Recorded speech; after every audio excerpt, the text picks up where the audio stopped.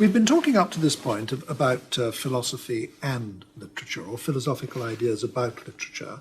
Let's move on now to philosophy in literature. Let me say what I mean by that. First of all, there have been some famous philosophers or thinkers very like philosophers, like Voltaire, who've also been major novelists. I mean, not only Voltaire, but Rousseau, in our own time, Jean-Paul Sartre.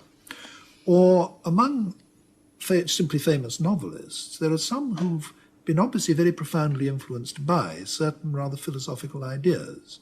I mean, Tolstoy appends to his novel War and Peace a great long epilogue in which he explains that in this novel he's been trying to express a certain philosophy of history. Or if you take another famous Russian novelist, Dostoevsky, he's often described by existentialists as the greatest of all existentialist writers because he's involved in certain kinds of problem that they themselves are also concerned with. Or one can think of a very large number of examples, can't one? I mean, it's obvious that Proust in À la recherche du temps perdu is deeply concerned with problems about time, which is also one of the traditional problems that philosophers have been concerned with, and so on. What I would like to get at in the form of a question to you is, what sort of role do you think that philosophy can play in literature?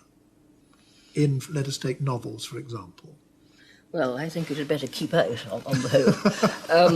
I think that people say these things about writers like Tolstoy and Dostoevsky in order to have something interesting to say about them, as it were. I mean, obviously, writers are influenced by the climate of ideas of their time, and they're likely to be educated people who know a little bit about philosophical change and so forth.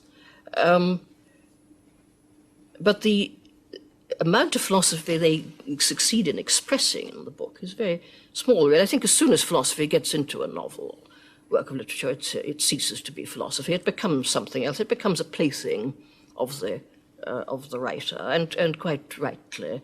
I mean, a pure novel of ideas. I mean, I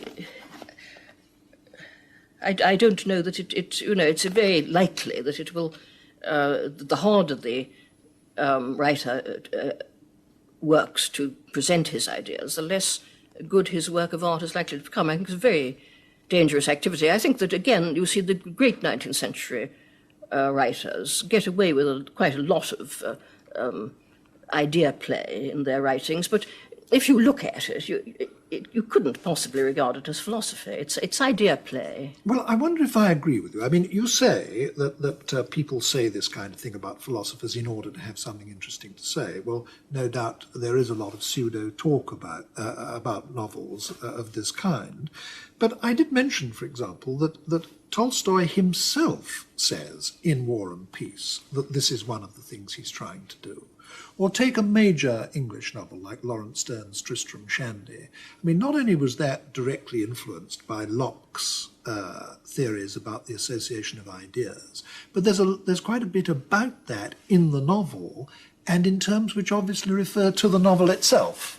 In other words, Sterne was quite clearly doing something which he himself related to Locke's theory of the association of ideas. So I think there are, in fact, a number of instances of great novels, I mean, really outstanding novels, where the use of philosophical ideas is part of the structure, is part of what it's about.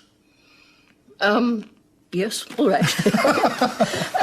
Yes, perhaps it's just that I feel in myself such an absolute horror of putting theories as such into a book. I mean, certain philosophical ideas might... I perhaps put things about philosophy into my novels because I happen to know about philosophy. I mean, if I knew about sailing ships, I'd put sailing ships in. If I knew about hospitals, I'd put hospitals in. And in a way, as a novelist, I'd rather know about sailing ships and hospitals than about philosophy. But I don't think that, the writer necessarily knows... In fact, you think it's just material? Well, I think, Tolstoy says this, but I don't. Why should we attend to him? We read his books, don't trust the writer, trust the tale. One has to see what he's actually achieved. And I think that, I mean, I can only think of one really good philosophical novel, which is Sartre's La Nausée, which I do admire very much, which might be said to be a philosophical novel, which is demonstrating something about contingency. It's interestingly, it's a philosophical subject which is very close to the novelist's art. I mean, there's a kind of a good marriage there, as it were, between the novelist's art and the subject. Well, let's take that, shall we? Jean-Paul Sartre's La Nausée. I mean, I agree with you. I think it's a magnificent book, but surely it also articulates a philosophical theory. In fact, my introduction to existentialism, so to speak, was reading that novel, and I thought that novel actually expressed an existentialist view, and it's rather marvellous. I mean, in the form of a work of fiction. It may well be, as you say, unique, but the fact that it exists at all shows that it can be done, doesn't it? Yes. Yes, you seem to be driving me to say something. I'm not to say. Yes, I think there's a genuine difference of opinion between you and me, Iris, yes. which we simply may not be able to resolve in this discussion. But you, it seems to me, are trying to say that philosophy as such has no place in imaginative writing, except insofar as it can simply be material, like anything else can be material.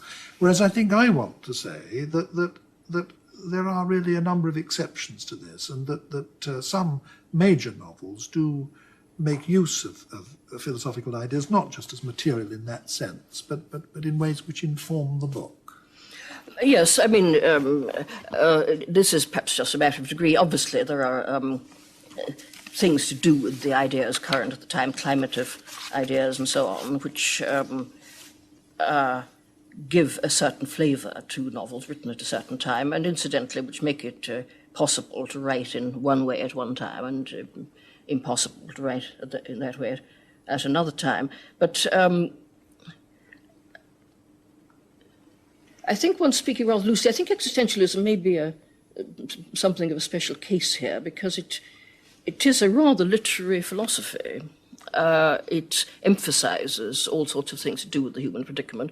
And Sartre's marvellous philosophical work, Lettres et Néant, is sort of full of pictures and conversations, as it were. It's true of Hegel, too, actually, that there's an awful lot of amusement and literary stuff, as it were, in both Hegel and in Sartre. And this is